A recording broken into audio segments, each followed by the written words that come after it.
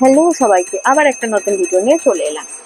এই ভিডিওটা হচ্ছে গণেশ চতুর্থীর দিন, মানে 27শে আগস্ট। সেদিনটা আমাদের রায়তা কিচেন সম্পূর্ণভাবে বন্ধ ছিল, কারণ সেদিনটা আমরা চলে গেছিলাম মাসির বাড়ি গণেশ পুজো নেমন্তন্ন। মা সকাল সকাল গেছিল, আমি একটু পরে গেছি। দেখতেই পাচ্ছ মাসি খুব সুন্দর করে গণেশ পুজো করছে। মাসি প্রতি বছরই গণেশ পুজো করে, খুব সুন্দর করে ভোগ সাজিয়ে নিবেদন করেছে। আর এখানে ঠাকুরমশাই আরতি করছে। তোমরা বলো, তোমাদের কাদের কাদের বাড়িতে গণেশ পুজো হয়েছে?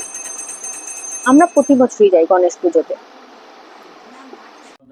আরতির পরই যজ্ঞ শুরু হয়ে গেছিল। আমি যখন গেছি পুষ্পাঞ্জলি হয়ে গেছে, তাই যজ্ঞটাই তোমাদের সঙ্গে শেয়ার করছি।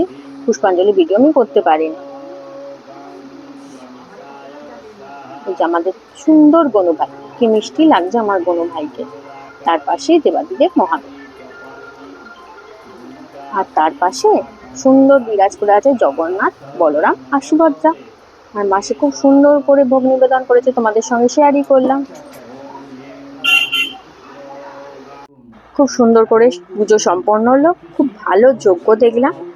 মাসি প্রতি বছরই ধুমধাম করে গণেশ পুজো করে, এবছরও তাই হয়েছে। মাসি এবছরে রাতে খাওয়া দাওয়ার ব্যবস্থা করেছে, কিন্তু আমাদের থাকা হয়নি। আমরা 7টার সময় চলে এসেছি, সন্ধ্যে 7:30 নাগাদ চলে এলাম।